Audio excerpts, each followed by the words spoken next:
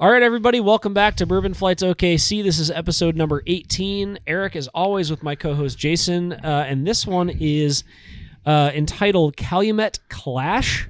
It is, we have the Calumet Small Batch and the Calumet 8-year, and I think you mentioned something that the Calumet Small Batch is a vintage release, yes, which is what I'm seeing from our friends here on Breaking Bourbon. It is a legacy release from 2022, which is pretty interesting. We've had the 8 before. Yes. Because I bought that. And when I was at the liquor store today and I bought the Dark Arts, which we did last week, I picked up this small batch because I was like, well, that's perfect. We'll compare the Dark Arts. We'll compare the Calumets and see how they are. Have you had this before? Not this other one. It's interesting that the blend is an 8-year with a 15-year. So yes, it's a blend of 15 and 8-year-old barrels. And I guess I'll just get right into it. It's a straight bourbon from the Western Spirits Beverage Company. What a boring name that is. Sourced from an undisclosed distillery or distilleries in Kentucky. The proof is 86. The age is NAS, but we know what the age is because it says it's a blend of 15 and 8, which is weird. The mash bill is 74% corn, 18% rye, and 8% malted barley. MSRP in 2022 is $50. I paid $55 for it today. And again, I really like the 8-year, so I'm hoping that this will be even better because again, it's 8 and 15-year blended. And then I couldn't find a review for the 8-year, which is strange. This is from the woodencork.com, and they actually sell this online. So I don't have any like age, mash bill information on this. I just know it's 90 proof. It's 8-year-old Kentucky straight bourbon. I would assume it kind of falls in the same line as the other one, where it's an undisclosed distillery in Kentucky. But yeah, all I have are tasting notes. I don't have any like age information or mash bill information or anything like that. You've said yes, that twice. 8 years. Yes, sorry. Yes. But we don't have the mash bill information. Yeah, we don't have any mash bill is what I was. Yeah. I would assume it's similar to the other one, right? Because the small batch is 8 and 15-year, and that's an 8-year. So I would assume it's the 8-year that they use to put in the. Yeah. And then Who they knows? just let it sit a little longer and put some back in the old stuff. That's right. And the younger yeah, put it back in the other one. Awesome. Well, shall we? Yes. All right. So we're doing the small batch first, right? Because it's 86 proof. The green bottle. Smells like bourbon. There's no ethanol smell to it. No. Wow, that is like straight. It is just smooth. Oh my God. I mean, it's very low proof, right? Mm-hmm. So you'd hope that it's smooth. It's not very interesting.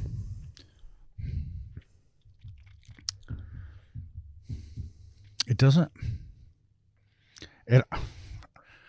I'm wondering if it tastes similar. It seems like it tastes similar to just the 8-year. I get some anise there in the finish, and Yeah, I'd agree with that. That's not very exciting. no. BreakingBourbon.com, they're saying on the nose you get rye spice, caramel, vanilla, shocker, peppery oak. Yeah, I don't maybe get like I get the oak. I don't get the pepper. maybe like a burnt, giving it that bitter anisey. Yeah. Well, that was the nose. Oh, on the nose. Sorry.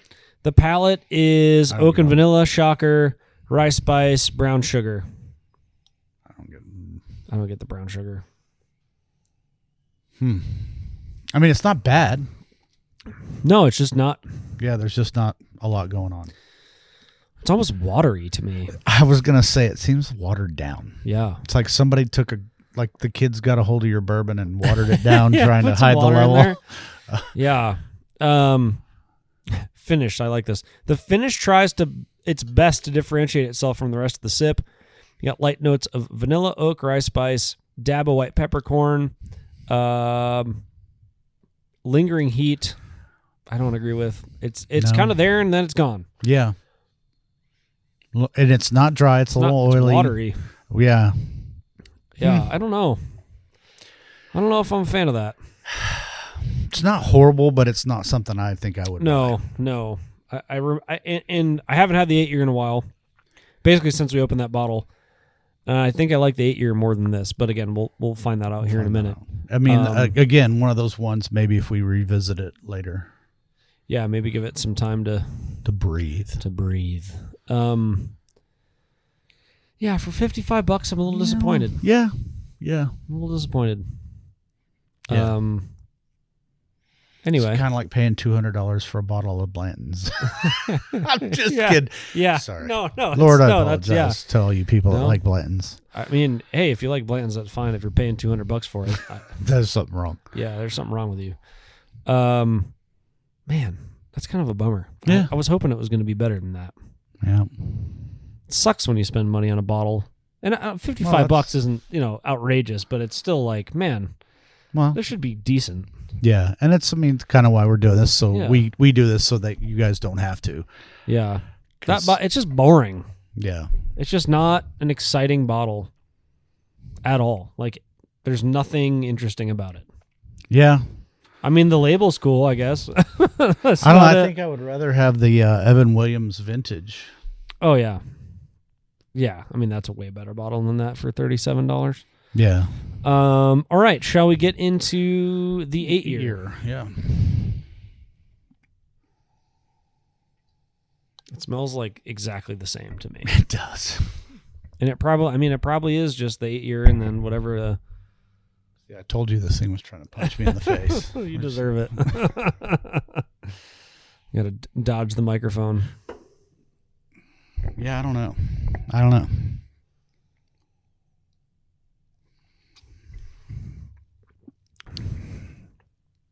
I think it's better. It is. Not a lot better, but it's better.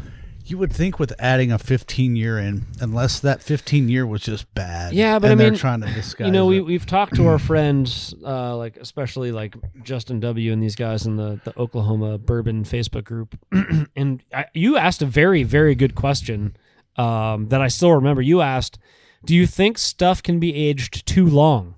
Yeah. And they said absolutely yes. Like they've had a 19-year and they're like, it was terrible. So I wonder if, not necessarily that it went bad, but like maybe the 15-year just isn't good because it's been aged too long, whereas 8-year is kind of the sweet spot for this one. Yeah. Or maybe trying to hit a 12 or 10-year might be a good spot for them to aim for. And it's again, it's just not like, even so. Again, this is from the woodencork.com. The nose, oak, vanilla. Taste, vanilla, pepper, oak. Finish, caramel, oak. It's like, sounds like Army. Oak, 1 each. Yeah, it's not vanilla, 2 each. It's good. It's better than the small batch. It is. It's better than the blend. Yeah, but it's just not. It's not very interesting. After it's all done, it almost tastes like you had a piece of straw in your mouth. You just took a sip, so you're gonna have to wait now. Keep waiting a little longer. Just wait for it. But that's kind of like that lingering taste I get after, like, you put it down for a minute or two and you're talking, and I start to get like a straw taste. Yeah, I guess I can kind of see that, like a little like hay, perhaps. Mm-hmm. Yeah. I'm not saying you go around eating hay. I'm just saying we've all had a. What are you trying to say, man? We've all had a piece of straw in our mouth. Yeah, but definitely better than the small batch. Yeah, I would probably buy the 8-year again because I think it was only like $45, and it's good.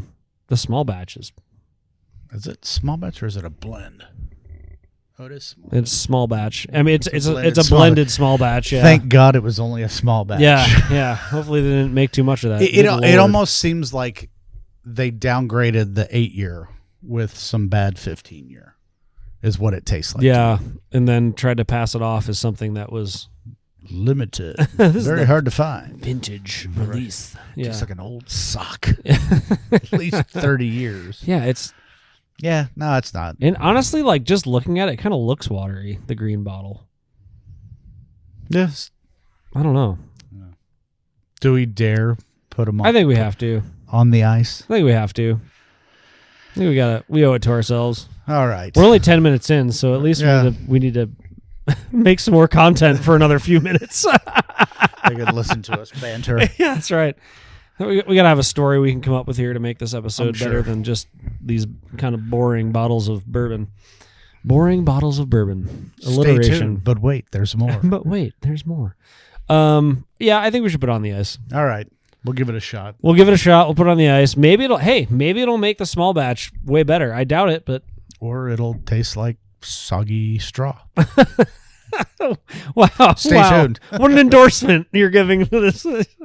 Stay tuned for Soggy Straws. We'll be right back.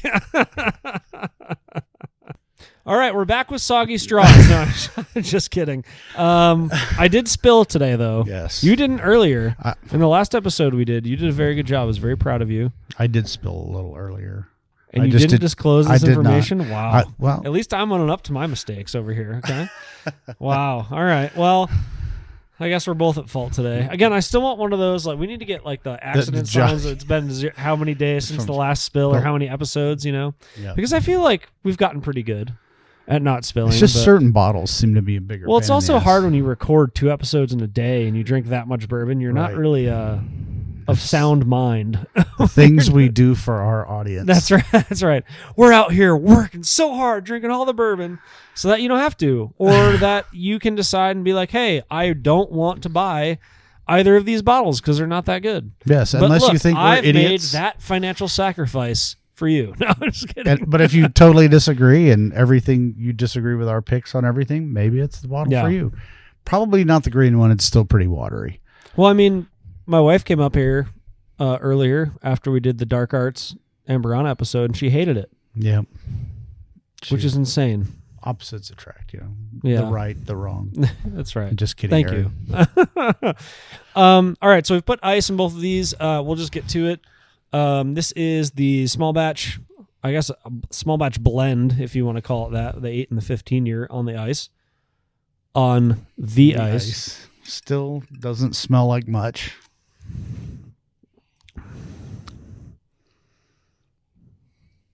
I think that's better on ice. It may just be because it's refreshing now. A little earthy, not over though. Yeah. But yeah, it is better. I think it brings out that like caramel vanilla a little bit more too on ice. I wonder, like, I think this would be like a good like mixer bourbon for me, like making an old fashioned or a Manhattan or something like that. Yeah. And yes, I know we're supposed to be done with rye, but you don't have to do them with rye. You can do them with normal bourbon. Okay. No, you're wrong. There's only one way to do things. No bourbon for you. That's right. It's better on ice. I agree. It's still not great. And it's not that it's bad. It's just like you said earlier. There's just not a lot going on. Boring. It is, yeah. And when I'm spending 55 of my hard-earned dollars, I don't want something that's boring. I want something. Yeah, I mean, honestly, this is more like what you'd get out of like a $30 bottle. Yeah, I mean, but as you said, I mean, like Evan Williams vintage is 37. It's way like night and day diff, way better than this. Yeah. Right? Like, yeah. That's what I'm saying, like $27-$30. Like, maybe. I honestly think that weird brown bottle of McKenna is better than that. That was good. And what did I pay? $19 for that bottle? I asked Nacho about that, and he said he did not know if they had a gallon jug of that. I would buy. I need a gallon of that. I need a gallon of Evan Williams 1783 small batch, just to have around the house. Yep. You know, because there's some days where it's like I don't necessarily want to drink like a really, really nice bourbon. I just want bourbon. Mm-hmm. And those are 2 perfect examples of bourbons that are good, but aren't like you're not drinking a $60, $70, $80, $90, $100 bottle of bourbon, because there's days where it's like, I just want bourbon, but I don't want to have to like rip through my collection just because I want a glass or two, Especially when like 4th of July, it's a long affair. So it's a whole day process. Plus there's so many people, and that's why I grabbed the Benchmark. It's good as a mixer. It doesn't hurt my feelings if you use it as a mixer. Yeah, and if you want some straight like I do, it's good. It's mash bill #1 from Buffalo Trace. Yeah. I mean, yeah, no, Benchmark is great, and what's cool too is, and we need to go down to Texas too, because I asked you about all the different Benchmarks, because I think we plowed through that. I'd love to do, if we got enough like followers or whatever, like do a live where we just rip through all of the different Benchmarks, like the top floor, the full proof, the small batch, the single barrel, like, because there's 6. Well, there's 6 of those. Then you have the regular Benchmark. Right. Then there's another one too that's not included in that group, isn't there? I don't know. Oh. I hope it's not a single malt. Like bullet single malt. Well, I did see Bruzel put out a video the other day, and he was in a resort town in Hilton Head, and the small batch from Benchmark was $54. Jesus I paid Christ. $19 in Dallas. Yeah. At Total Wine, $19 to $23 for the one. It's just crazy, man. Bottle. People are just kind of off their rocker a little bit on some of this stuff, Well, resort towns, they're going to rip you off. Yeah, I mean, fine, but at the same time, it's like it's a $19. Even if you're charging $8 a pour on that, which is a little expensive, you're still making a lot of money off that bottle. Yeah, you know what I mean. Yeah. So, anyway. This was better on ice. Still wouldn't buy it again. Big mistake buying that, but I wanted to try. It's not the worst we've made. We've had some much more expensive, much worse mistakes. Yeah, like that larceny. Oh God. Or